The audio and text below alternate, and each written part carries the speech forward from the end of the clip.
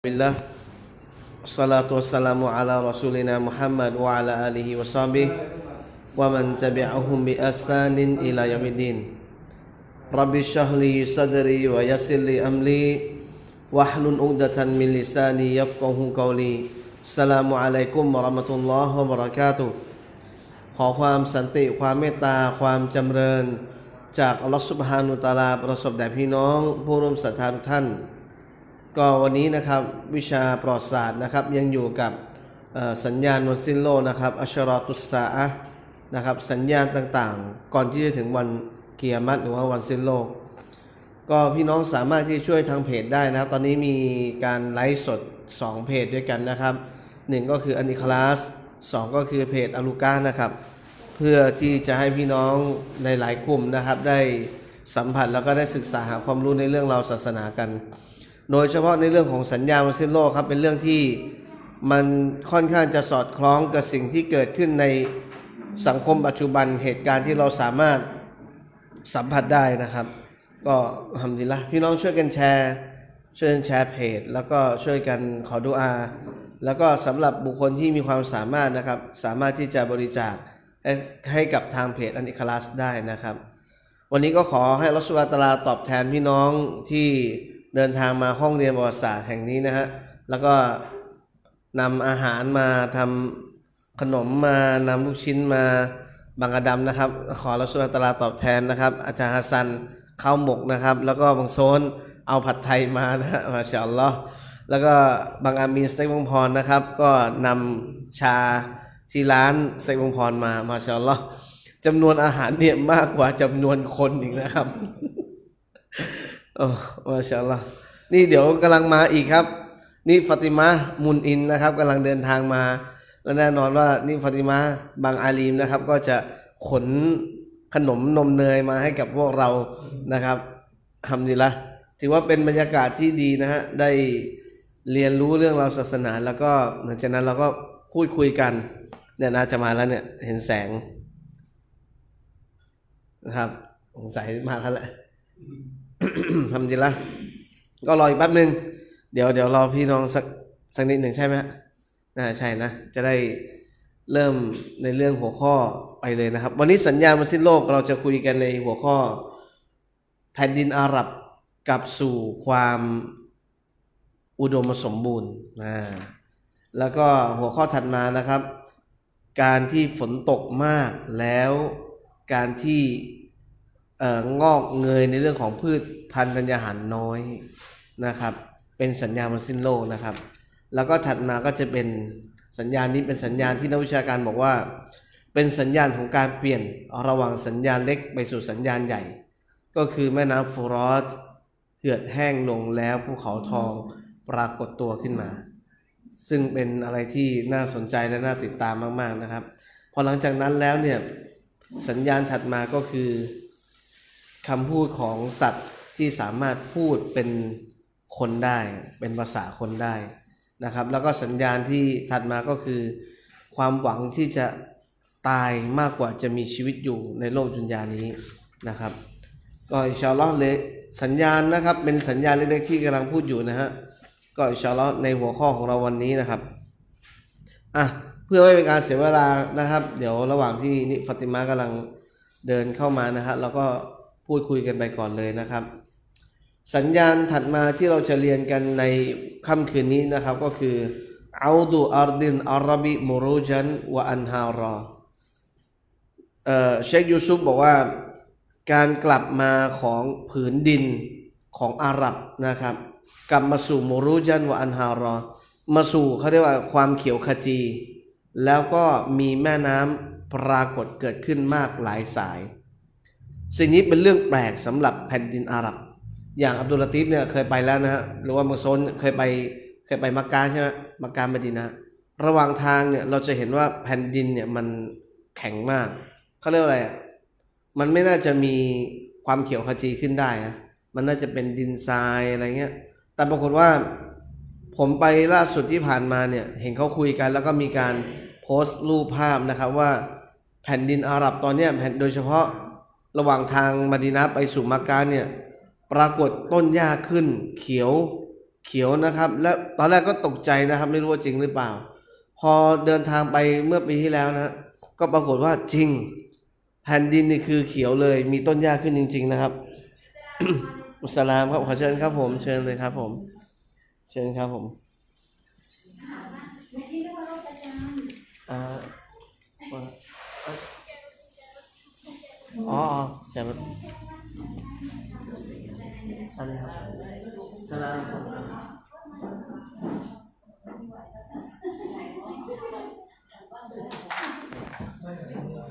สลามออกมาเยอะแยะเลยฮัมดุลิลลาฮุสสลาม ก็ยินดีต้อนรับพี่น้องทุกท่านนะครับโอ้วันนี้เต็มห้องเลยฮัมดุลิลลาฮ์ครับผมมีเก้าอี้หลายตัวนะครับ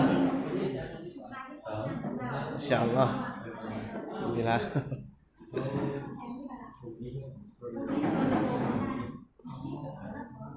อะไรนะพรุ่งนี้รณรงค์เลยฮะอ๋อฮัมดุลิลลาฮ์ฮัมดุลิลลาฮ์ครับ ก็พี่น้องก็ขออัลเลาะห์ซุบฮานะฮูวะตะอาลาตอบแทนนะครับ มาเต็มห้องเลย มีของกินมีรับประทานนะมีชามีอะไรน้ำหวานก็อยู่ข้างหลังนะครับ สามารถที่จะหยิบรับประทานได้เลยนะครับ เราสบายๆนะฮะ สัญญาณ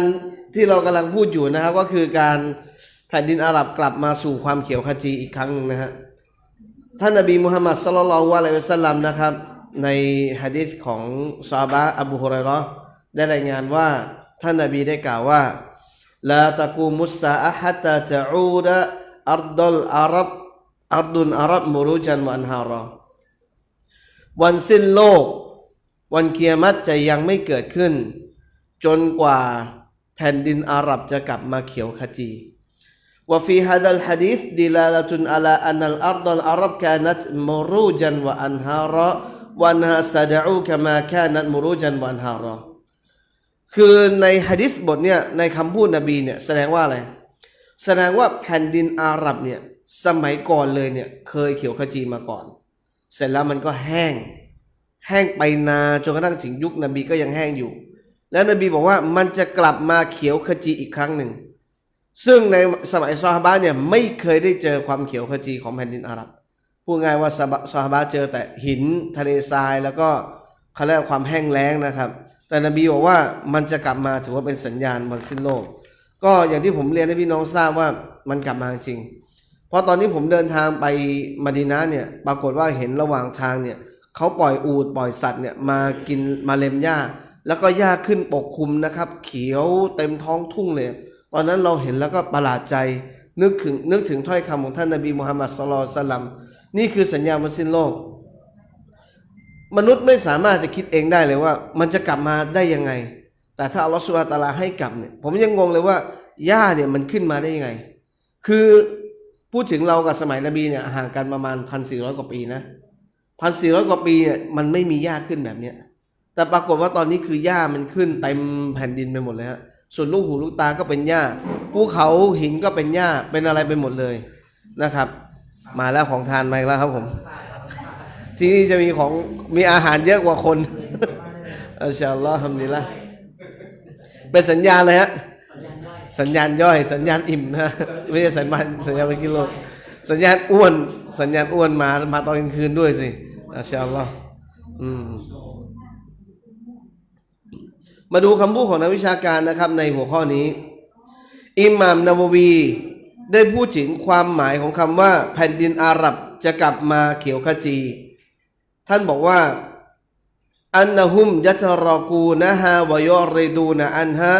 ฟะตะบะกอมะฮมะละลาตุซะวะลาตุสกอมินมายาฮิฮาอิหม่ามนาววีเนี่ยเขาบอกว่าการที่แผ่นดินอาหรับจะกลับมาเขียวขจีนะครับอันเนื่องมาจากว่าคนอาหรับเนี่ยจะทิ้ง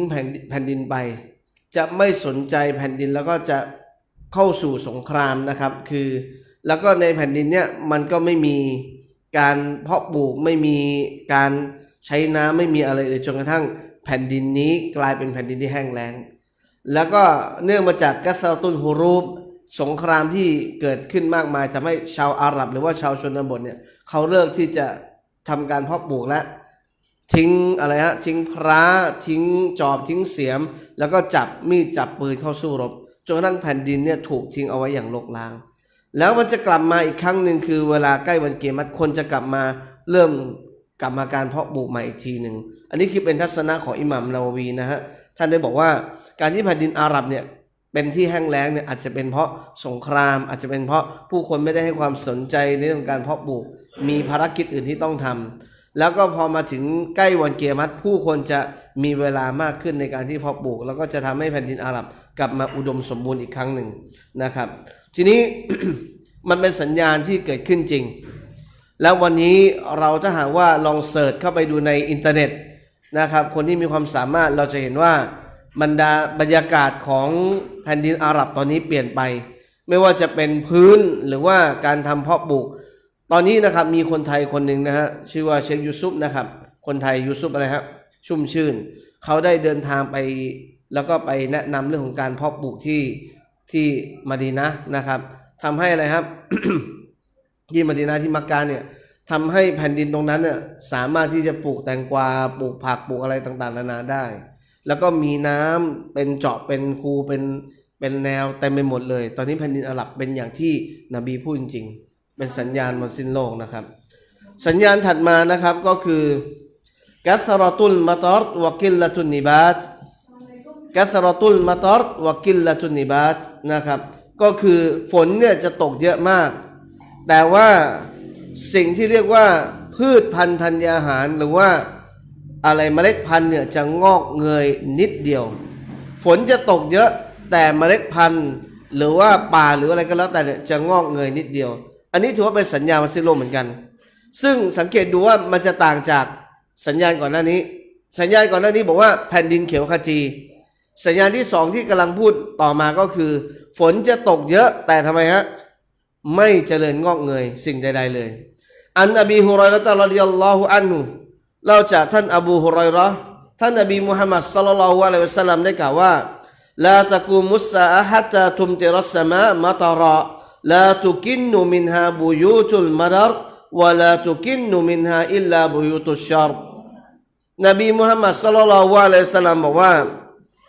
วันกิยามะฮ์จะยังไม่เกิดขึ้นจนกว่าตุมติรุสสมาฝนเนี่ยจะหลั่งลงมาอย่างมากมายความมากของฝนเนี่ยลาตุกินนุมินฮาบุยูตุนมัดรบ้านที่ทำจากดินนะบ้านที่ทำจากดินหรือว่าจากดินแห้งเนี่ยคือในอาหรับสมัยก่อนเนี่ยเวลาเขาทำบ้านเนี่ยเขาทำบ้านดินนะเขาเลือกใช้วัสดุอยู่สองอย่างคือดินที่เป็นดินแห้งนะครับแล้วก็มาใส่น้ำระวังครับแล้วก็ดินอีกประเภทหนึ่งก็คือดินแล้วก็เอาหญ้านะครับเอาหญ้าข้าวฟ่างอะไรเงี้ยหรือว่าเป็นหญ้าเนี่ยผสมไปด้วยในการทำบ้านนะครับท่านนบีมุฮัมมัดศ็อลลัลลอฮุอะลัยฮิวะซัลลัมบอกว่า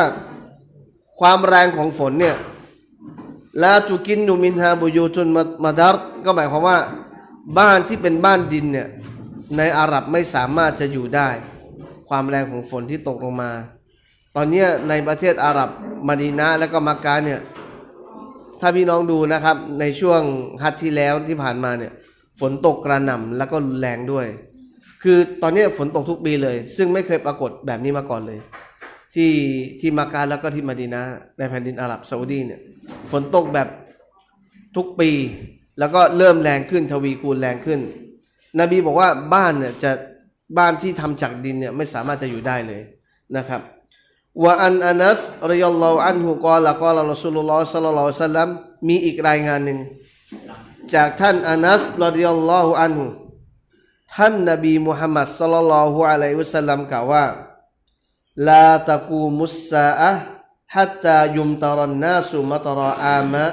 วะลาทุมบิตุลอัรฎชัยอาวะลาทุมบิตุลอัรฎชัยอาวันกิยามะฮ์จะยังไม่เกิดขึ้นจนกระทั่งยุมเตรอนนาสุมัตราอามะบรรดาผู้คนจะถูกฝนคือพูดง่ายว่าทุกแผ่นดินในอาหรับนะครับฝนเนี่ยจะตกจนกระทั่งแบบโดนทุกคนประสบทุกคนเลยวะลาทุมบิตุลอัรฎชัยอา แต่ปรากฏว่าดินเนี่ยจะไม่งอกเงยอะไรขึ้นมาเลยคือฝนตกทั้งคืนทั้งวันและไม่สามารถจะมีอะไรงอกเงยขึ้นมาได้สิ่งนี้เคยเป็นคำถามของซอฮาบะห์ท่านหนึ่งตอนที่ไปเจอดัจญาลตอนนี้ดัจญาลมีชีวิตอยู่มีไหมดัจญาลอยู่ไหนดัจญาลอยู่ที่ไหนครับตอนนี้อยู่ที่เกาะอยู่ที่ไหนอยู่ทะเลอยู่ไหนทะเลไหนก็ไม่รู้ดัจญาลมีอยู่มีหะดีษบทหนึ่งเป็นสายรายงานเดียวเลยของอิหม่ามมุสลิมบันทึกนะครับอิหม่ามมุสลิมบันทึกอยู่ในซอฮีฮ์ของท่านครั้งหนึ่งซอฮาบะห์คนหนึ่งชื่อว่าท่านตามีมุดดารีซอฮาบะห์ท่านเนี่ยเขาเดินเรือสมุทรไปกับคนงาน30คนนะฮะแล้วปรากฏว่าเจอคลื่นยักษ์ใหญ่พัดพอคลื่นมันสงบเนี่ยก็ปรากฏว่าเรือเนี่ยมันไปเกยตื้นอยู่พอเรือไปเกยตื้นปั๊บเจอชายคนหนึ่งเนี่ยเขายืนอยู่ข้างหน้าเรือชายคนนี้มีชื่อว่ายุสซาซะเขาชื่อว่ายุสซาซะเนี่ยร่างเขาเนี่ยมีผมมีขนเนี่ยปดอะไรปิดบังใบหน้าเขาแล้วก็มองไม่ออกว่าด้านไหนคือด้านหน้าด้านไหนคือด้านหลังซอฮาบะห์คนนี้ก็ถามว่าเห็นครั้งแรกก็พูดขึ้นมาเลยว่าชัยฏอนชายคนนี้บอกว่าฉันไม่ใช่ชัยฏอนฉันมีนามว่ายุสซาซะนะครับยุสซาซะเสร็จแล้วเนี่ยตามีมุดดารีก็ถามว่าที่นี่คือที่ไหนแล้วฉันจะออกจากที่นี่ได้ยังไงคือไม่เคยเจอเกาะอะไรแบบนี้มาก่อนเลยทีนี้ยุสซาซะก็บอกว่าถ้าอยากจะรู้อะไรเนี่ยให้ไปถามคนที่อยู่ในโบสถ์นั้นในพื้นที่ตรงนั้นอ่ะห่างไปนิดนึงมันจะมีเป็นเหมือนกับเป็นโบสถ์โบราณโบสถ์เก่าๆซึ่งในโบสถ์นั้นมีคนที่ถูกจองจำอยู่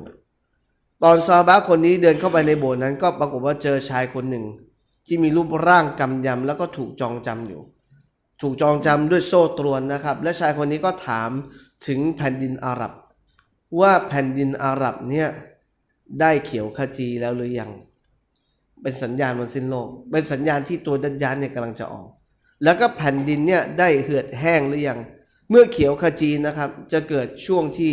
ฝนตกมากจนกระทั่งทำลายบรรดาพืชพันธุ์ธัญญาหารหมดเลยเสร็จแล้วหลังจากนั้นฝนจะไม่ตกเลยไม่ตกเป็นปีเป็น2 ปีและเป็น3 ปีปีแรกที่ฝนจะตกนะครับก็จะเป็นแบบตกนิดๆพอปีที่2ไม่ตกเลยมีแต่น้ำพอปีที่3น้ำเหือดแห้งเลยและเมื่อใดก็ตามที่แผ่นดินอาหรับแห้งอีกครั้งหนึ่งแล้วก็น้ำในแม่น้ำฟุรอตแห้งอีกทุกอย่างพวกนั้นแห้งหมดเลยนะฮะและเมื่อนั้นดัจญาลจะออกมาดัจญาลเป็นสัญญาณวันสิ้นโลกดัจญาลจะออกมาฉะนั้นนี่ก็เป็นสัญญาณหนึ่งที่นบีมุฮัมมัดศ็อลลัลลอฮุอะลัยฮิวะซัลลัมบอกนะครับว่าเมื่อใดก็ตามที่ฝนตกมากเลยนะแล้วก็ไม่สามารถจะงอกเงยอะไรได้อีกเนี่ยเป็นสัญญาณหนึ่งที่จะถึงวันสิ้นโลกพอหลังจากนั้นมีหะดีษอยู่บทหนึ่งนะครับเป็นหะดีษของท่านอบูฮุรอยเราะห์ได้บอกว่าท่านนบีมุฮัมมัดศ็อลลัลลอฮุอะลัยฮิวะซัลลัมได้กล่าวว่าไลซัติสซะนะตุบิอัลลาตุมตารุวะลากินนัสซะนะอันตุมตารุวะตุมตารุวะลาตุมบิตุลอัรดุชัยอะมันจะเป็นปีที่ไม่ใช่ว่าฝนไม่ตกคือตกบ้างไม่ตกบ้างไม่ใช่แต่มันจะเป็นปีที่ฝนตกกระหน่ำตกแล้วตกหนักจนกระทั่งพืชพันธุ์ธัญญาหารไม่สามารถจะงอกเงยได้นั่นแหละให้รอวันสิ้นโลกกำลังจะมาถึงนะครับนั่นคือสัญญาณและตอนนี้อย่างที่บอกว่ามะดีนะห์แล้วก็มักกะฮ์จะมีข่าวให้เราฟังตลอดว่าฝนตกกระหน่ำอยู่ตลอดเลยนะครับสัญญาณถัดมานะครับฮัสรุลอัลฟุรอตอันจับลินมินดะฮาบินมาถึงสัญญาณที่น้ำแม่น้ำอะไรฮะฟุรอตยูเฟรติสแม่น้ำยูเฟรติสเหือดแห้งลงแล้วปรากฏซึ่งภูเขาทองตรงนี้คนสงสัยเยอะมากสิ่งที่นบีพูดเพราะว่านบีเจาะจงว่าเป็นแม่น้ำฟุรอตแม่น้ำฟุรอตเป็นแม่น้ำอีกหนึ่งสายที่มีต้นกำเนิดมาจากสวรรค์แม่น้ำฟุรอตนะฮะแม่น้ำฟุรอตมีต้นกำเนิดมาจากสวรรค์คือบนสวรรค์เนี่ยมันจะมีต้นไม้อยู่ต้นหนึ่งเขาเรียกว่าซิดเราะตุลมุนตะฮาเป็นต้นที่นบีกับญิบรีลเนี่ยเคยขึ้นไปในช่วงที่มิอ์รอจขึ้นไปรับวะฮีนะรับอะไรนะรับการละหมาดที่นั่น ตรงใต้ต้นไม้เนี่ยมันจะมีแม่น้ำสองสายเนี่ยไหลบนโลกและอีกสองสายเนี่ยไหลในสวรรค์สองสายที่ไหลในสวรรค์เนี่ยเรียกว่าจีฮานกับซีฮานอันนี้อยู่ในหนังสือบิดายะห์วันิฮายะห์ของอิบนุกะซีรนะครับอีกสองสายที่ไหลบนโลกคือแม่น้ำไนล์และก็แม่น้ำฟูรอตยูเฟรติสเนี่ยเรียกภาษาอาหรับว่าฟูรอตยูเฟรติสนบีบอกว่าลาตะกุมุสซาฮะตายะฮซิรัลฟูรอตอันญะบลินมินซะฮบินเกียรติจะยังไม่เกิดจนกว่าจะเกิดปรากฏการณ์ที่แม่น้ำฟูรอตแห้งแล้วปรากฏภูเขาทองยักตติลุนนาสุอะลัยฮิแล้วก็ปรากฏว่าผู้คนมาทำสงครามกันที่นั่นวะยักจุลุมินกุลลิมิอะตินติสอะตุวะติสอูนและการฆ่ากันนะครับทุกๆ9อะไรครับมิอะติสวะติสอูน990คนนะฮะยะกูลุกุลลุรจุลินมินฮุมละอะลีอะกูนะอะนัลลดีอันจูคือจะมีคนหนึ่งนะครับใน990คนหรือว่า999คนนะที่อะไรครับจะบอกว่าฉันจะต้องได้มันฉันจะต้องได้มันคือฉันจะต้องได้มันคือสู้รบกันเพื่อให้ได้สิ่งนี้เรียกว่าทองที่มันปรากฏอยู่ตรงแม่น้ำนักวิชาการก็พูดกันให้ทัศนะกันเยอะมากเลยว่าแม่น้ำที่ฟูรอตเนี่ยไอทองที่นบีพูดเนี่ยเป็นทองจริงๆหรือว่าไม่ใช่ทองถ้าหากว่าเราดูในสารคดีหนึ่งของฮารุนยะฮยาของนักวิทยาศาสตร์ที่เขาเอากุรอานมาอิงกับวิทยาศาสตร์แล้วก็ทำการตอบโต้กับคนที่ปฏิเสธพระเจ้าเขาก็ได้อธิบายเรื่องแม่น้ำฟูรอตไว้เหมือนกันเขาบอกว่าตอนเนี้ยที่แม่น้ำฟูรอตเขาสร้างเขื่อนอยู่เขื่อนหนึ่งเขื่อนนะฮะและเขื่อนเนี่ยนะเวลามันต้องกับแสงดวงอาทิตย์เนี่ยเวลาทำเขื่อนเนี่ยมันก็จะแห้งไปด้านหนึ่งใช่ไหมอีกด้านหนึ่งก็จะเต็มถูกไหมฮะเวลาทำเขื่อนอ่ะเวลาคนทำเขื่อนอ่ะด้านหนึ่งก็น้ำเต็มเลยอีกด้านหนึ่งก็จะแห้งแล้วก็ปล่อยน้ำตามอัตราส่วนที่เขาต้องการใช่ไหมฮะทีนี้เขาบอกว่าเวลาฟูรอตเนี่ยทำเขื่อนมาปั๊บไอ้ด้านที่แห้งเนี่ยเวลาต้องแสงตะวันเนี่ยมันเหมือนเป็นภูเขาทองเลยเหมือนเป็นภูเขาทองฮารุนยะยาเขาว่าอันเนี่ยคือสัญญาณที่นบีมุฮัมมัดศ็อลลัลลอฮุอะลัยฮิวะซัลลัมบอกแม่น้ำแห้งและปรากฏภูเขาทองแล้วผู้คนมาสู้รบมาฆ่ากันที่นั่นตอนนี้นะครับกองกำลังไม่ว่าจะเป็นแต่ก่อนเนี่ยไอซิสยะฮูดีหรือว่านัสซอรอเนี่ยไปตรึงกองกำลังกันไว้ที่แม่น้ำฟูรอตกันหมดเลยไปกันหมดเลยไปกันทุกศาสนาที่เป็นศาสนามาจากคัมภีร์พระเจ้าเลยที่มาจากคัมภีร์จากฟ้าไปตึงตรงแม่น้ำฟูรอตกันหมดเลยเพราะอะไรเขาต้องไปเอาบางสิ่งบางอย่างที่เรียกว่าสมบัติมหาศาลบ้างก็ว่าเป็นทองบ้างก็ว่าเป็นบางอย่างที่ไม่มีใครรู้แต่ฮารุนยะยาเนี่ยชี้เลยว่าเป็นเขื่อนที่มีมูลค่าสูงมากแต่ว่านักวิชาการเขาบอกว่าไม่ใช่ถ้าดูจากสำนวนหะดีษแล้วเนี่ยถ้าจะขัดแย้งเนี่ยมันน่าจะเป็น2เรื่อง1คือเป็นทองจริงๆ2คือเป็นปิโตรลคืออะไรฮะปิโตรเลียมอ่ะคือน้ำมันเป็นไปได้อยู่2อย่างเพราะว่าคำว่าดะฮับเนี่ยมูลค่าของมันเนี่ยพูดถึงเนี่ยอาหรับที่ได้เนี่ยก็คือน้ำมันเยอะมากที่มีมูลค่าเทียบเท่ากับทองซื้อทองได้สามารถที่จะครอบครองโลกได้ถ้ามีน้ำมันพูดถึงเนี่ยอาหรับที่ร่ำรวยขึ้นมาในปัจจุบันนี้ก็เพราะน้ำมันอาหรับที่นบีมุฮัมมัดศ็อลลัลลอฮุอะลัยฮิวะซัลลัมบอกว่าวันหนึ่งนะครับชนอาหรับชนบทที่เดินเท้าเปล่ามีเสื้อผ้าเปล่าๆถ้าจะไม่มีอะไรใส่เนี่ยวันหนึ่งจะกลายมาเป็นนายจะกลายมาเป็นผู้ครอบครองจะกลายเป็นผู้สร้างตึกสูงเรือนแข่งขันกันสร้างตึกอ่ะปัจจัยที่ทำให้คนอาหรับเป็นแบบนั้นก็คือน้ำมันไม่ใช่ทองฉะนั้นทัศนะหนึ่งเลยของนักวิชาการบอกว่าที่นบีบอกว่ามันจะเหือดแห้งแล้วมันจะกลายมาเป็นมูลค่านั่นก็คือน้ำมันเพราะวันนี้ทั้งโลกช่วงชิงน้ำมันกันแล้วก็แม่น้ำฟูรอตอยู่ใกล้ๆกับอิรักถูกไหมฮะอยู่ใกล้กับอิรัก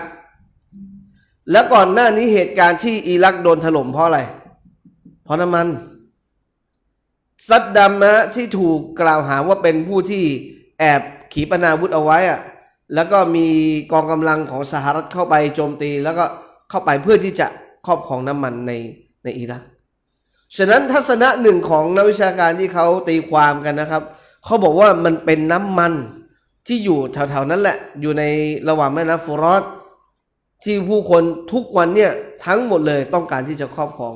เพราะใครครอบครองน้ำมันคือครอบครองทุกเรื่อง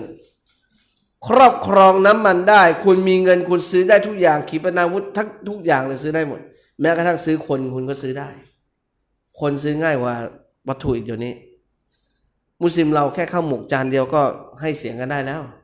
ใช่ไหมแต่ว่านักวิชาการส่วนหนึ่งเขาบอกว่าไม่ใช่ละมันไม่ใช่แน่นอนแบบนี้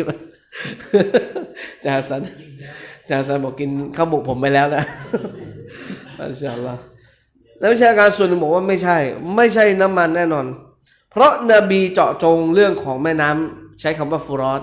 และนบีบอกเลยว่าปรากฏทองซะฮับแปลว่าทองมันก็ต้องเป็นทองจริงๆฉะนั้นสิ่งที่จะปรากฏออกมาคือทองจริงๆนะครับที่จะเกิดขึ้นท่านนบีมุฮัมมัดศ็อลลัลลอฮุอะลัยฮิวะซัลลัมบอกว่าซะยักตะลูนะอินดะฮาซัลกันซคือจะมีผู้คนมาสู้รบฆ่ากันเพื่อที่จะมาแย่งชิงตรงนี้นะครับและนบียังบอกอีกนะครับมีในสายรายงานหนึ่งนะครับจากอุบัยอิบนุกะบินรอฎิยัลลอฮุอันฮุท่านได้กล่าวว่าลายะซาลุนนาสุมุคตะลิฟะตุนอะนากุฮุมฟีตะลบิดดุนยาคือในวันนั้นน่ะมันคอของทุกคนน่ะคือเขาใช้สำนวนว่าคอนะคอที่มีความแตกต่างกันน่ะต่างไขว่คว้าโลกดุนยาสิ่งที่อยู่ในโลกดุนยาคือวันนั้นพูดง่ายว่าสิ่งนั้นเป็นสิ่งที่เป็นความหอมหวานของโลกดุนยาไม่เกี่ยวกับศาสนาเลยคนที่มุ่งไปฆ่ากันไปสู้รบกันตรงนั้นเนี่ยเป็นเรื่องดุนยาล้วนๆเลยไม่เกี่ยวกับศาสนาเลยและนบีมุฮัมมัดศ็อลลัลลอฮุอะลัยฮิวะซัลลัมบอกว่ายูชิกุลฟุรอตุอัยซะรออันญะบลินมินดะฮบินเกือบแล้วนะที่แม่น้ำฟุรอตจะแห้งแล้วปรากฏภูเขาทองขึ้นมาฟะมันฮะดะรอฮูใครก็ตามที่ไปยังตำแหน่งนั้นฟะลายะคุซมินฮุชัยอาอย่าได้เอาสิ่งใดสิ่งหนึ่งเลยจากที่ตรงนั้นอย่าได้ร่วมแย่งชิงไปกับเขาด้วยนบีให้พวกเราเนี่ยถอดถอนตัวเองออกจากการแย่งชิงดุนยานะครับที่เป็นตรงแม่น้ำฟุรอตนั่นก็คือสัญญาณอีกสัญญาณหนึ่งของวันสิ้นโลกนักวิชาการส่วนหนึ่งบอกว่าสัญญาณนี้เป็นตัวแปรจากสัญญาณเล็กไปสู่สัญญาณใหญ่ถ้าเจอสัญญาณนี้เมื่อไหร่เตรียมตัวเข้าสู่สัญญาณใหญ่ๆได้เลยหลังจากเหตุการณ์เนี้ยจะไม่มีสัญญาณใดที่เราเคยประสบเจอก่อนถ้าเกิดเราเจอแม่น้ำเหือดแห้งเมื่อไหร่นะหลังจากแม่น้ำเหือดแห้งและเห็นภูเขาทองปั๊บจะเป็นสัญญาณใหม่ๆที่พวกเราจะได้เจอกันอย่างที่เราคุยกันมาก่อนหน้านี้ทั้งหมดเลยตั้งแต่หน้าแรกของหนังสืออัชรอตุสซาอะห์เล่มเนี่ยเป็นสัญญาณเล็กหมดเลยที่ปรากฏขึ้นมาก่อนหน้าเราและในปัจจุบันต่อไปนี้หลังจากนี้จะเป็นสัญญาณที่ไม่เคยเกิดขึ้นในอนาคตเลยนะครับยังไม่เกิดขึ้นหนึ่งก็คือคาลามุสซิบะวันชามาดัตลินอิงส์อันนี้สัญญาณถัดมานะสัญญาณถัดมาก็คือคำพูดของสัตว์แล้วบรรดาสิ่งของที่พูดกับมนุษย์ได้เรื่องนี้เป็นเรื่องแปลกมากสำหรับคนอายุของท่านนบีมุฮัมมัดศ็อลลัลลอฮุอะลัยฮิวะซัลลัม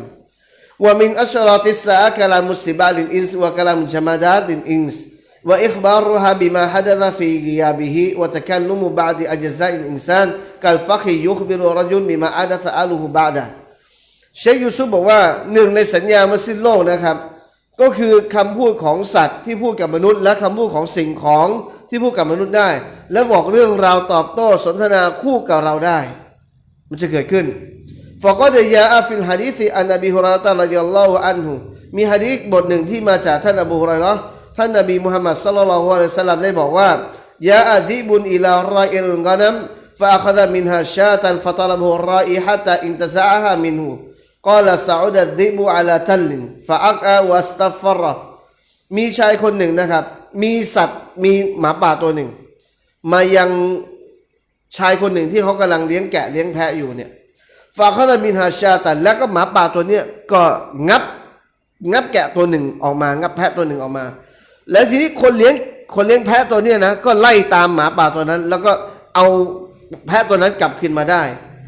กอลาฟาซาดะดิบุอะลาตัลลิหลังจากนั้นไอหมาป่าตัวนั้นก็ขึ้นไปนั่งอยู่บนหินก้อนหนึ่งที่อยู่ใกล้ๆบริเวณที่เขาเลี้ยงเนี่ยเสร็จแล้วนะครับมันก็ทำปากของมันน่ะเหมือนกับแลบลิ้นนะแล้วก็หางมันก็ปัดไปมาฟาวัสตัฟรอว่าหางเนี่ยปัดไปมาฟะกอละอะมัตอิลาลิซกิลรซักนียัลลอฮุ อัซซะวะญัลละท่านสัตว์ตัวนี้พูดได้เลยท่านกำลังแย่งหรือว่าช่วงชิงสิ่งที่เป็นริสกีที่อัลลอฮ์ให้กับฉันกันนั้นหรือหมาป่าพูดกับคนที่เลี้ยงแกะเลี้ยงแพะนะครับฟะกอลารอจุลตัลลอฮิอินรอไอตุกัลยามิดิบันยะตะคัลลัมชายคนนั้นบอกว่าขอสาบานต่ออัลลอฮ์วันนี้มันคือวันอะไรฉันเห็นสัตว์เนี่ยพูดได้ฉันนี่เห็นสัตว์พูดได้กาลดิบุอัจบุมันฮาดารจุลฟินนคลาตเบนฮาร์ตัยนียุคบิลกุบิมามะดาวะบิมาฮุวะคาอินบะดะกุมท่านเห็นเป็นเรื่องแปลกหรือยังไงสัตว์พูดได้เห็นเป็นเรื่องแปลกหรือไงขนาดไอใบอินทผลัมอะไรเนี่ยมันยังพูดกับมนุษย์ได้เลยยังบอกถึงเรื่องราวที่เกิดขึ้นได้เลยวะกานารจุลยะฮูดียันฟาจาอัรจุลอิลานบีศ็อลลัลลอฮุอะลัยฮิวะซัลลัมวะอัคบะรอฮูเมื่อเกิดเหตุการณ์แบบนี้เกิดขึ้นนะครับคนที่เลี้ยงแพะเลี้ยงแกะเขามาหาท่านนบีมุฮัมมัดศ็อลลัลลอฮุอะลัยฮิวะซัลลัมแล้วก็เล่าให้นบีฟังพอเล่าให้นบีฟังฟะซัดดะกะฮุนนบีอยู่นบีก็เชื่อซุมมะกอลันนบีอยู่นบีก็กล่าวว่าอินนะฮาอามาระตุนมินอามาราตินบัยนะยะดัยซาอะห์นี่คือสัญญาณหนึ่งของวันสิ้นโลกนี่คือสัญญาณหนึ่งของวันสิ้นโลกแล้วนบีก็บอกว่าก็ได้เอาชะกะรจุลอัยยัครุจฟะลายัรจิอะฮัตตายุฮัดดิซุฮุนะลาฮุวะซูตุมาอะดะซะอะห์ลุบะดะฮูเกือบแล้วเกือบจะถึงเวลาที่ชายคนหนึ่งออกจากบ้านแล้วรองเท้าเขาพูดกับเขาแล้วแท้ที่เขานำไปด้วยก็พูดกับเขาถึงเรื่องราวที่เกี่ยวข้องกับบ้านของเขาเกี่ยวกับครอบครัวของเขาเกือบแล้วจะถึงเวลานั้นและมันคือสัญญาณวันสิ้นโลกในสมัยนบีเนี่ยเป็นเรื่องแปลกแต่ในสมัยเราเป็นเรื่องปกติในสมัยเรานี่เป็นเรื่องปกตินะเดี๋ยวนี้เราคุยกับวัตถุใช่ไหมเราคุยวัตถุบางทีก็มีโปรแกรมที่แบบแมวพูดได้หมาพูดได้เคยเล่นนะที่เป็นแมวเราพูดปั๊บแมวมันก็ตอบกับเราแล้วเดี๋ยวนี้มีโปรแกรม Siri รู้จักโปรแกรม Siri ไหมฮะรู้จักไหมฮะโปรแกรมที่อยู่ใน Google นะมันมีโปรแกรมหนึ่งอ่ะใน Google เนี่ยเขาเรียกว่า Google อะไรนะอะไรที่ Google อะไรเซสซอรี่อ่ะส่วนก็เซสซอรี่อะไรสักอย่างนั่นแหละคือเวลาคุยอะนะถามว่าคุณชื่ออะไรเขาก็บอกว่าฉันชื่อ Google Accessory แล้วถามว่าอายุเท่าไหร่เขาตอบเราได้เลยคุยกับเราได้อะเล่านิทานให้เราฟังได้ด้วยผมนั่งคุยแล้วถามว่ามีแฟนหรือยังเขาบอกว่าตอนนี้ยังไม่สนใจที่จะมีแฟนอยากจะเป็นตัวของตัวเองก่อนนี่เขาคุยกับเราได้จริงๆแล้วในปัจจุบันนี้มันอะไรก็คุยกับเราได้มันก็คือสัญญาณหนึ่งที่นบีมุฮัมมัดศ็อลลัลลอฮุอะลัยฮิวะซัลลัมบอกเราคือสิ่งที่นบีพูดเนี่ยมันเกิดขึ้นจริงแน่นอนขึ้นอยู่ว่ามันจะเกิดขึ้นเมื่อไหร่ใช่ไหมฮะแต่ไอเนี้ยคือเราสัมผัสได้ว่า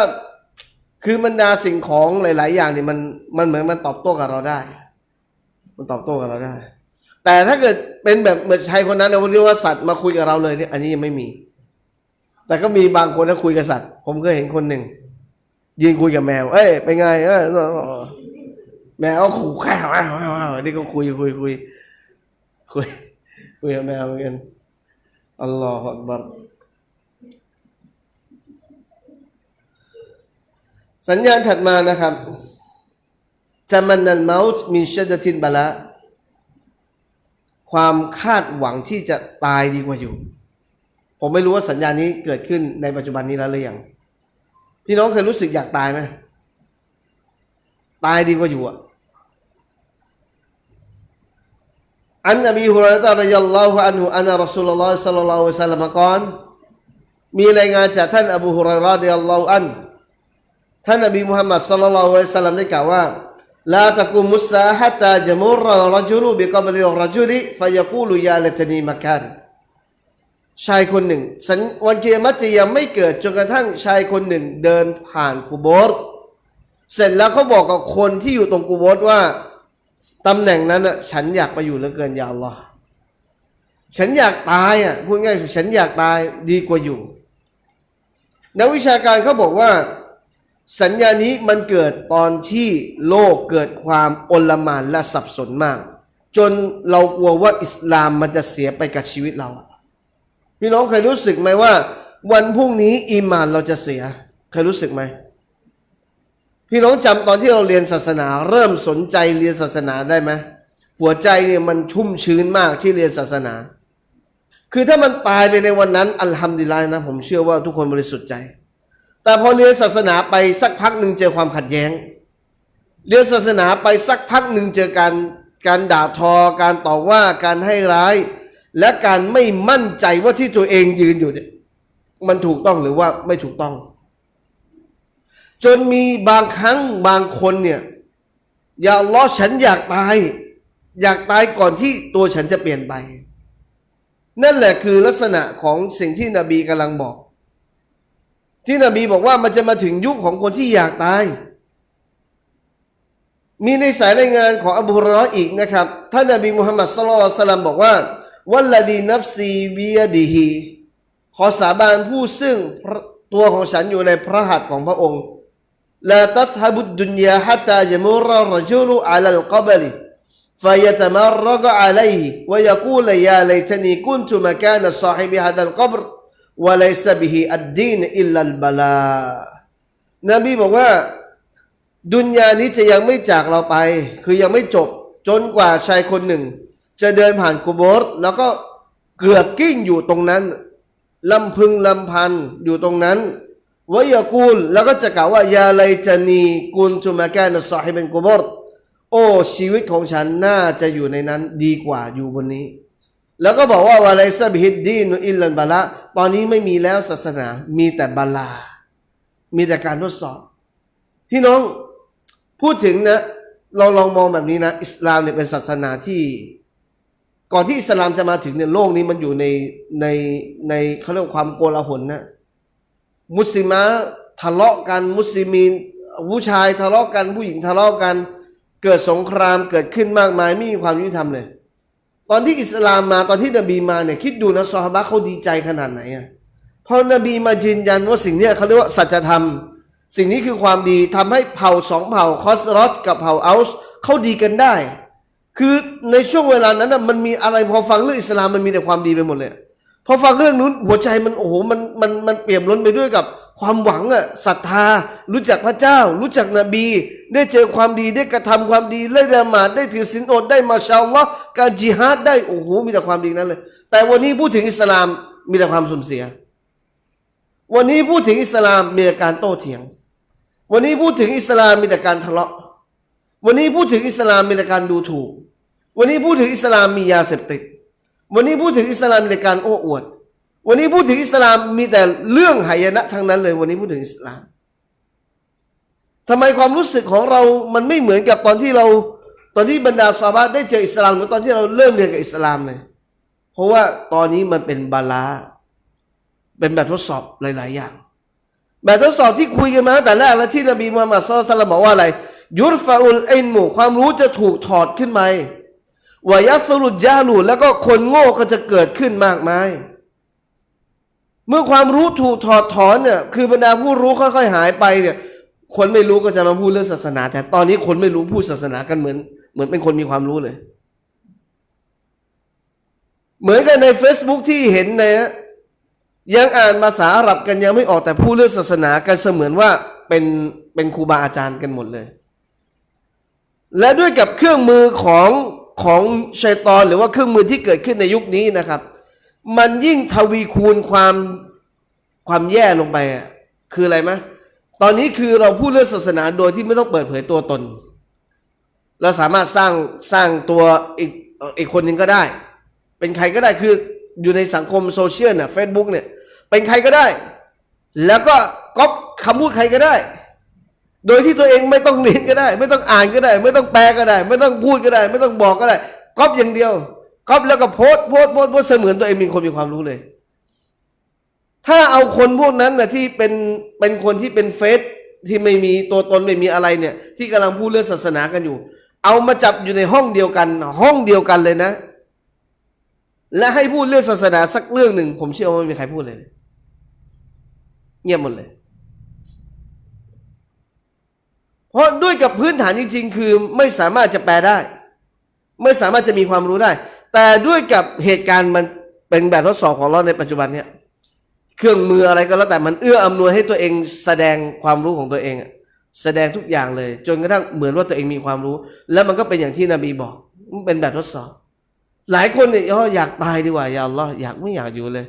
อยู่แล้วถ้าอิสลามต้องเสียความอีหม่านต้องเสียตายดีกว่านักวิชาการบอกว่าเราขอให้ตัวเองตายได้ไหมทำร้ายให้ตัวเองตายได้ไหมไม่ได้ความรู้สึกในการตายความรู้สึกอยากจะตายอยากจะฆ่าตัวตายฮารามเป็นสิ่งที่ไม่อนุญาตแต่ถ้าเป็นเรื่องศาสนาอนุญาตเหมือนกับดุอาที่อะไรครับขอจากอัลเลาะห์ซุบฮานะฮูวะตะอาลารอฮะตัลมินกุลิชัรขอให้อัลเลาะห์ซุบฮานะฮูวะตะอาลาพักเราถ้าหากว่าเราจะทำความชั่วถ้าเป็นเรื่องศาสนาเนี่ยเราขอได้ถ้าเป็นเรื่องศาสนาเราขอไม่ให้เราทำได้ไม่ให้มันเกิดขึ้นกับชีวิตขอให้อัลเลาะห์ซุบฮานะฮูวะตะอาลาเก็บเราไปเลยก็ได้แต่ถ้าไม่เกี่ยวกับเรื่องศาสนาไม่เป็นที่อนุญาตให้เราตายให้เราฆ่าตัวตายให้เราคิดจะตายให้เราอยากจะตายไม่อนุญาตฉะนั้นเหตุการณ์นี้เป็นเหตุการณ์ที่เกิดขึ้นหรือยังผมก็ไม่รู้นะครับแต่มันเหมือนกับมันคล้ายๆว่ามันจะเกิดขึ้นบ้างแล้วนะครับเชคยูซุฟบอกว่าวะตะมันเนาวะตะมันเนายะกูนุอินดะกัษรติฟิตันวะตะกอยุลอะฮวานวะตับดีลุลุซูมิชชะรีอะห์วะฮาซาอิลลัมยะกุนวะกะฟะฮุวะวากิอุลลามะฮาละเชคบอกว่าความตายหรือว่าอยากจะตายปรารถนาที่จะตายเนี่ยมันเกิดเพราะอันเนื่องมาจากสาเหตุของฟิตนะห์มันเยอะหรือว่าสภาพการดำรงชีวิตของมนุษย์มันเปลี่ยนไปวิถีเราเปลี่ยนไปจากการกลางวันที่เราเคยใช้ชีวิตเปลี่ยนเป็นการใช้ชีวิตวิถีกลางคืนจากผู้ชายที่เคยออกไปทำงานเปลี่ยนเป็นวิถีผู้หญิงออกไปทำงานแทนผู้ชายจากคนผู้ชายกลายเป็นผู้หญิงจากผู้หญิงกันคือทุกอย่างมันเปลี่ยนสภาพไปหมดเลยวะตับดีลุลุซูมิชชะรีอะห์แล้วหลักการศาสนาถูกเปลี่ยนแปลงหลักการของอัลเลาะห์ซุบฮานะฮูวะตะอาลาถูกเปลี่ยนไปบางอย่างไม่ได้เป็นสุนนะกลับมาดูเหมือนเป็นสุนนะท่านนบีเช่นเมาลิดนบีเมาลิดนบีไม่ใช่สุนนะไม่ได้เป็นสิ่งที่ซอฮาบะห์กระทำเลยแต่ผู้คนยึดว่ามันต้องทำและทิ้งกันไม่ได้แต่ถ้าเป็นสุนนะนบีกลับไม่ทำสุนนะนบีที่ต้องทำอะไรหลายๆอย่างเช่นอย่างวันที่10มุฮัรรอมเนี่ยอันนี้เห็นได้ชัด10มุฮัรรอมที่ผ่านมาเนี่ยสุนนะนบีคือถือศีลอดแต่บางคนทิ้งไม่ได้กวนอาชูรอผมได้เห็นคนคนหนึ่งเขาตอบมาว่าเขาไม่เคยรู้มาก่อนเลยว่านบีถือศีลอดเอามาจากไหนพอเรายกหะดีษไปให้เห็นว่านี่คือนบีบอกว่าบันิอิสราอีลเขาถือศีลอดเรานี่อะฮักกุมินฮุมเรานี่มีสิทธิ์และสมควรมากกว่าที่จะถือศีลอดเขาก็ตอบมาว่านั่นวิถียะฮูดีถ้าใครถือศีลอดในวันที่10มุฮัรรอมเรียนแบบยิวเขายังพูดอย่างนี้อีกเขาจะกวนอัชูรอกวนให้ได้เขาบอกว่ามันคือสุนนะนบีอะไรนบีนูห์กวนอัชูรอใช่ไหมกวนขนมหลังจากที่รอดพ้นครับรอดพ้นน้ำท่วมนี่คือสิ่งที่มันเกิดขึ้นจริงๆนะครับกอละอิบนุมัสอูดรอฎิยัลลอฮุอันฮุท่านอับดุลลาห์อิบนุมัสอูดบอกว่าอะไรไซยาติอะลัยกุมซะมานุนจะมาถึงเวลาหนึ่งกับพวกท่านทั้งหลายลาวะจาอะฮัดุกุมอัลเมาตะยุบะอัลลัชตาราหูมันจะมาถึงช่วงเวลาหนึ่งและจะพบคนหนึ่งในหมู่พวกท่านเขาจะบอกว่าถ้าหากว่าราคาของการเสียชีวิตหรือความตายสูงขนาดไหนฉันก็ยอมที่จะซื้อมันเพราะว่าฉันอยากตายไม่อยากอยู่กลัวบาปกลัวทำไม่ดีกลัวรู้สึกว่าตัวเองจะเปลี่ยนจากเป็นมุสลิมเป็นกาเฟรวะฮาซัลไอชุมาลาคอยรฟีอะลาเมาตุนยุบาอุฟะอัชตารีอันนี้เป็นเบสเป็นกรของท่านอับดุลลอฮ์มัสอูดได้เขียนเอาไว้นะแล้วก็ไม่ใช่ท่านอับดุลลอฮ์มัสอูดมีบางคนกล่าวว่าการใช้ชีวิตนี้หากว่าไม่มีอะไรดีแล้วการตายย่อมดีกว่าการมีชีวิตอย่างแน่นอนหากว่าใช้ชีวิตแล้วมันมีอะไรดีไม่เหลือความดีแล้วจะละหมาดก็มีบิดอะห์จะทำนู่นก็มีอุตริกรรมจะทำนี่ก็ไม่มีอะไรเลยที่เป็นเรื่องความดีฉะนั้นตายดีกว่าเพราะว่าไม่ต้องทำบาปอะไร ไม่ต้องถูกสอบสวนด้วยกอลัลฮาฟิดุลอิรอกีนักวิชาการท่านหนึ่งนะครับที่อยู่ในยุค800นะครับท่านได้บอกว่าท่านฮาฟิดนะฮะท่านได้บอกว่าลาวะลายุลวะลายัลซะมุกอลูฮุฟีกุลิบะลาดินวะลากุลิซะมานินวะลาฟีญะมีอินนัสสิ่งนี้มันยังคงอยู่ไอเรื่องของการฟิตนะห์มันก่อตัวอยู่ตลอดไม่ว่าจะเป็นในผู้คนในสังคมหรือว่าในทุกเวลาที่ไหนก็แล้วแต่มันเกิดขึ้นกันทั่วเลยบัลยุซัดดิกอิตฟากุฮุลิบาดิฟีบาดิอักตาลิฟีบาดิอัซมานวะฟีตะอลีกิตะมานีบิลมุรูลิอิชอาริบิชิดะติมานะซะลบินนัสมินฟะซาดิลฮาลิฮาละตัยดินเชคบอกว่ามันเกิดขึ้นนะครับไม่ว่าจะเป็นสถานที่อยู่ในตำแหน่งใดเรื่องราวมันก็ผ่านมาอยู่ตลอดนะครับที่เป็นเรื่องความเสื่อมเสียเป็นเรื่องความเสียหายเป็นเรื่องสิ่งที่เราไม่อยากจะพบเจอนะครับนี่ก็เป็นสัญญาณหนึ่งของวันสิ้นโลกแล้วมันจะทวีคูณความรุนแรงมากขึ้นมันจะทวีคูณความรุนแรงมากขึ้นนะครับจนกระทั่งว่าอะไรนะมีในหะดีษบทหนึ่งที่นบีมุฮัมมัดศ็อลลัลลอฮุอะลัยฮิวะซัลลัมบอกไซยาติอัลนาซิชิดดะตุนวะอินาอุนความยากลำบากหรือความร้ายแรงของโลกดุนยามันจะทวีคูณมากและจะมาพบกับผู้คนฮัตตายะตะมันเนาดัดยานจนกระทั่งเรียกร้องดัดยานให้ออกมาพอมาถึงตรงนี้ซอฮาบะห์ถามเลยนะครับว่าเรียกร้องดัดยานยังไงอะนบีถึงขั้นเรียกร้องดัดยานให้ออกมาเลยเหรอเพราะเราดิกลัวดัดยานแต่ทำไมถึงเรียกร้องดัดยานให้ออกมาแล้วเมื่อไหร่ถึงจะถึงเวลานั้นนบีก็บอกว่ามีมายังเก้านะมินัลไอนาวัลอีนา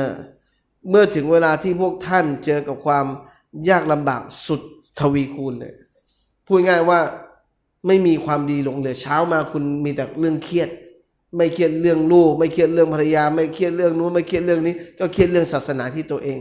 จนกระทั่งตะวันตกดินคุณก็ยังเครียดและความเครียดมันทวีคูณทุกวันถาถมจนกระทั่งอยากให้ดัจญาลมันออกมาดัจญาลออกมาทำไมพอดัจญาลออกมาวันกิยามะฮ์ก็จะมาพอดัจญาลออกมาอิหม่ามมะฮดีก็จะมามันจะได้จบผมเคยมีความรู้สึกนี้เวลาเห็นพี่น้องในปาเลสไตน์เนี่ยที่เขาถูกฆ่าถูกซีเรียถูกทรมานเนี่ย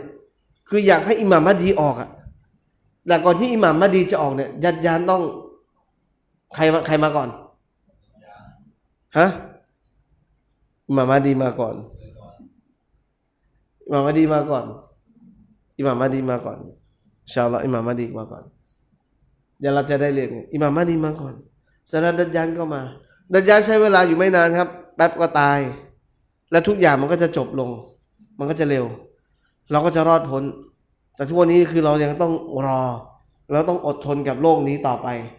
นะครับนั่นก็คือสัญญาณที่น่าสะพรึงกลัวเป็นอย่างมากนะครับอันนี้เป็นช่วงรอยต่อแล้วนะครับหลังจากนั้นสัญญาณถัดมาเราจะพูดคุยกันในอาทิตย์หน้านะครับอินชาอัลลอฮ์ในเรื่องของการสู้รบกับคนยุโรปแล้วก็การเป็นพันธมิตรของมุสลิมกับยุโรปกับอะไรครับคนอเมริกาหรือว่าคนยิวยาฮูดีคือหลายคนเนี่ยงงในยุคสุดท้ายว่ามุสลิมไปจับมือกับอย่างเช่นซาอุดีเนี่ยไปเป็นพันธมิตรกับอเมริกาได้ยังไงใช่ไหมฮะคือมีความปรองดองการคุยกันการไปมาหาสู่กันได้ยังไงเขาเป็นยิวแต่มาดูสัญญาวันสิ้นโลกก่อนเพราะว่านบีบอกว่าเขาจะปรองดองแล้วก็ไม่มีสงครามกันแต่ว่าไม่นานประเดี๋ยวเดียวจะเกิดสงครามที่ใหญ่ที่สุดที่ไม่เคยเกิดขึ้นในหน้าแผ่นดินนี้มาก่อนเลยระหว่างมุสลิมกับบานุนอัสฟัรก็คือบันิอิสราอีลนั่นเองนะครับอินชาอัลลอฮ์ในครั้งหน้าครับเราจะมาพูดคุยกันวันนี้ก็สัญญาณนะครับเป็นรอยต่อระหว่างสัญญาณเล็กสู่สัญญาณใหญ่แล้วก็เป็นเหตุการณ์ที่เกิดขึ้นแล้วก็ยังไม่เกิดขึ้นตอนนี้กำลังต้องคอยดูนะครับแม่น้ำโฟรอดนะครับแม่น้ำโฟรอดต้องรอดูที่แม่น้ำโฟรอดก็คือแม่น้ำยูเฟรติสว่าเมื่อไหร่ที่เกิดแห้งแล้วเมื่อไหร่ที่ทองเนี่ยปรากฏขึ้นมาถ้าถึงตรงนั้นก็เข้าสู่สัญญาณใหญ่ที่เราจะไม่เคยเจอมาก่อนเลยนะครับที่เราผ่านมาทั้งหมดเลยสัญญาณเล็กหมดเลยเกิดขึ้นหมดแล้วแต่ที่เราพูดไปเมื่อกี้เรื่องการอยากตายเนี่ยอาจจะยังไม่ถึงขั้น แต่เขาเรียกว่ามีเป็นรากมาแล้วคือผมก็มีความรู้สึกแล้วผมเชื่อว่าหลายๆคนเนี่ยก็ไม่อยากจะอยู่ไม่อยากจะหลีกหนีกับเหตุการณ์วุ่นวายแต่ยังไม่ถึงขั้นขอความตายนะแต่อนาคตก็ไม่แน่อัลลอฮฺอาลัมเพราะว่าท่านนบีบอกมันเกิดขึ้นแน่พี่น้องเอาแค่นี้ที่มีปัญหากันทุกวันนี้ก็ขนาดไหนแล้วแยกกันขนาดไหนแล้วก็เป็นห่วงพี่น้องมุสลิมในโซเชียลแล้วก็ในเหตุการณ์ปัจจุบันมากเลยไม่อยากเข้าไปยุ่งเลยแต่ไม่พูดเลยมันก็ไม่ได้เราในฐานะที่เป็นนักวิชาการและเป็นคนหนึ่งที่อยู่ในสังคมมุสลิมเห็นอะไรเยอะแยะบอกได้อย่างเดียวคือพี่น้องใครเนี่ยฝ่ายไหนเงียบก่อนฝ่ายนั้นได้รับความเมตตาจากอัลลอฮฺซุบฮานะฮูวะตะอาลาแค่นั้นแหละพูดน้อยก็บาปน้อยพูดมากก็บาปมากนะครับในยุคนี้ตอนนี้พูดน้อยบาปน้อยพูดมากบาปมากพอดีเลยทานหมดอินชาอัลลอฮ์ครับผมจะให้พี่น้องดูแบบนี้ก็ได้มีเด็ก2 คนผมดูสังเกตมานานแล้วผมสังเกตจากลูกศิษย์ผมเองกับเด็กอีกคนหนึ่งนะครับที่เป็นลูกศิษย์ผมเหมือนกันลูกศิษย์ผมเนี่ยเขาใช้วันเวลาในการอ่านกุรอานอ่านอักษรหนึ่งก็10 ความดีใช่ไหมวันหนึ่งก็อ่านเป็นยุสนะฮะเป็นยุสเลยทั้งท่องทั้งอ่านทั้งท่องทั้งอ่านเป็นยุสอีกคนหนึ่งไม่ได้อ่านกุรอานแต่เล่น Facebook แล้วก็เถียงอยู่ใน Facebook ด่าอยู่ใน Facebook ก็พูดคนนู้นก็พูดคนนี้ก็พูดคนนั้น อันนี้คือไม่ได้เพิ่มอักษรละ10 ความดีแต่เพิ่มบาปใช่ไหมเพิ่มข้อหาเพิ่มความสุ่มเสี่ยงวันเวลาผ่านมา3 อาทิตย์ผมสังเกตดูคนที่อ่านกุรอานก็ยังคงอ่านกุรอานอยู่คนที่ยังเล่นอันนั้นก็ยังเล่นอยู่ยังไม่สามารถจะถอดถอนตัวเองออกได้และถ้าหากว่าวันเวลาผ่านไปสักเอาแค่เดือนเดียวพอและถ้าเดือนเดียวนี้ไปวันกิยามะฮ์นะคนที่อ่านกุรอานมาเนี่ยยะตียามัลกิยามะฮ์ชิฟาอุนคือกุรอานจะมาช่วยเหลือคนที่อ่านจะมาช่วยมาเพิ่มมาเอาทุกอย่างให้นี่อย่าอัลลอฮ์เขาเสียสละมาอ่านชั้นมาอ่านชั้นมาอ่านชั้นเขาหลีกหนีจากฟิตนะห์มาอ่านชั้นตลอดเลยเด็กคนนี้ก็ได้รับความดีเต็มไปหมดเลยแต่ส่วนคนที่เขียนถึงคนนู้นคนนี้คนนั้นวันนั้นต้องไปยืนเอาเขียนถึงใครเอาพูดถึงใครเอาเป็นเฟซอวตารใช่ไหมเอาแต่มาเลกัตรู้นะเป็นใครคุณเขียนถึงใครยังไงเอามาโดนก่อนไม่ได้มีความดีเลยอ่ะไม่ได้มีอะไรที่เป็นความดีเลยทั้งในโลกนี้และโลกหน้าฉะนั้นถ้าหากว่าเราอยู่ในสภาพเขาเรียกว่าอะไร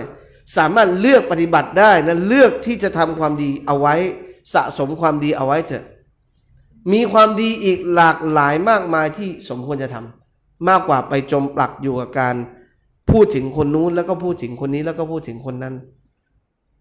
ถ้านักวิชาการเขาจะโต้เถียงก็ให้เขาโต้ไปเขาสามารถค้นคว้าและสามารถแสวงหาได้แต่ถ้าถามตัวเองแล้วตัวเองยังอ่านภาษาอาหรับไม่ได้เนี่ยก็ยุติตัวเองเอาไว้ก่อนแล้วก็ไปเรียนศึกษาความรู้ให้มันเป็นความดีดีกว่าอยากฝากให้กับสังคมเราอย่าให้มันถึงต้องถึงขั้นแบบว่าชีวิตนี้มันขาดทุนย่อยยับคุณเป็นมุสลิมแล้วแต่ว่าอิสลามไม่ได้เอื้ออำนวยประโยชน์อะไรกับชีวิตของคุณเลยจริงๆแล้วเรื่องของชื่อเสียงศาสนาเกียรติยศเลือดเนื้อเป็นเรื่องที่มุสลิมให้ความสำคัญมากให้ความสำคัญที่สุดแล้วนะครับก็ฝากไว้เพียงเท่านี้ครับ سبحانك اللهم وبحمدك أشهد أن لا إله إلا أنت أستغفرك وأتوب إليك السلام عليكم ورحمة الله وبركاته ก็ขอเชิญพี่น้องครับร่วมรับประทานลูกชิ้นนะครับบางอาดามลูกชิ้นจากที่ไหนฮะมินบุรีฮะตลาดนี้แล้วก็มีข้าวหมกแล้วก็มี